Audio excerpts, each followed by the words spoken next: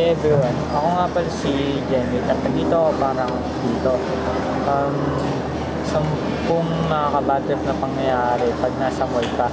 Um, I'm from Tupit na nandito ako ngayon sa uh, um, Robinson Galleria Ortigas. Tanggal bad trip lang, makaka-bad trip kasi sa bahay. Sa nakakatawa ko kung ano-ano pa pinapagawa sa akin. Kaya nandito ako ngayon. Um, Una sa lahat, maraming salamat ulit sa mga nagayon yung first video ko. Saka muna, kung hindi nyo nagustuhan, okay lang. Kasi, sisimula pa lang naman ako.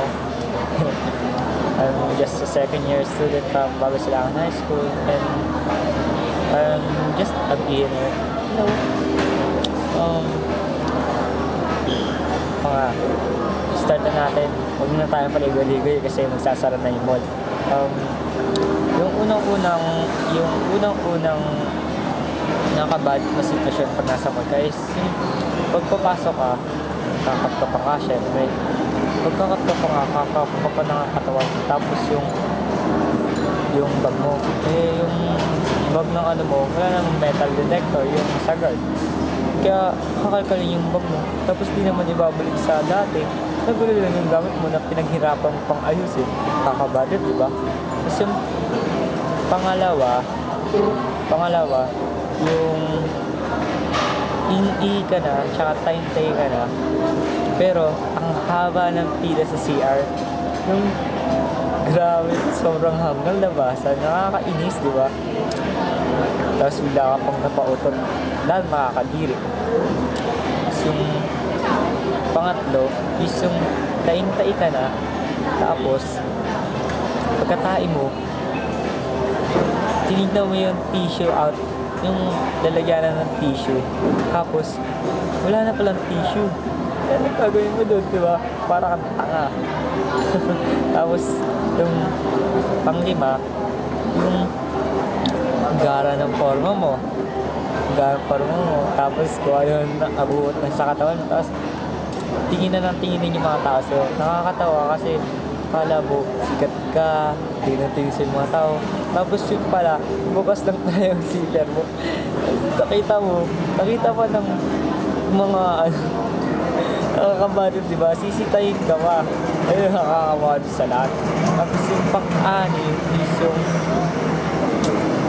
habang naglalakad ka, may lalapit sa yung salesman or saleswoman or salesgirl or everything. Tapos biglang mamumulit lang. Bad trip ka na nga. Tapos bigla ka pa pukulitin. Diba? Imagine, nakakapagod. Tapos, ano ka pa. Tapos, pang-pito, yung dito, maglalakad kayo ng barkada mo or ikaw lang. Tapos, kailangan pumunta sa taas. Pero sila yung escalator, tsaka yung elevator. Tsaka, yung stairs naman, madulas. Nakakabatot, di ba? Bigla ka maano. Tapos yung pang-pito is yung bigla, maglalakad ka. Tapos, di mo nabasa na west floor pala yun. Tapos bigla ka nadulas. Nakakaya pa din.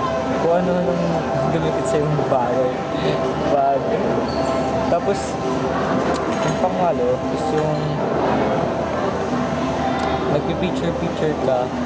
Picture taking ka, kung saan saan, mga gandang place. Tapos, pagpipicture ka na, ang dami nakatingin sa'yo. Diba? Nakakabati. Tapos, yung pang-shop is yung kala mo makikita kayo ng barkada mo or kung sino man yung ano mo, pupuntahan mo sa isang mall, hindi naman sumipot. Tapos nagkasalis pa kayo, di ba? Nakakabad. Yung last, yung may nakita kang magandang gamit na mura lang, pero ang mas masaklat, wala ka naman pera. Nakakabad. Girl, ang puta. Wala akong masabi.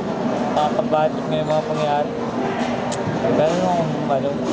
Pero kung marami pa kayong alam na budget mo, nasa mall ka, Huwag niyo kalimutan i-comment sa baba.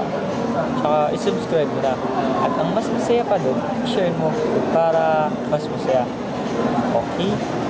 Tsaka panoorin nyo na rin yung mga videos ng Roger and Friends tsaka ng Jamish.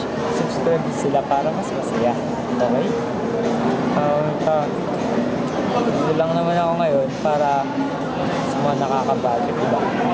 Tsaka kasi nabudget pa ako sa bahay, kaya pumunta ako dito. Gala-gala lang. Tapos pa nga pera ko eh. Kano lang ang pera ko? 31. Kaya, bye-bye!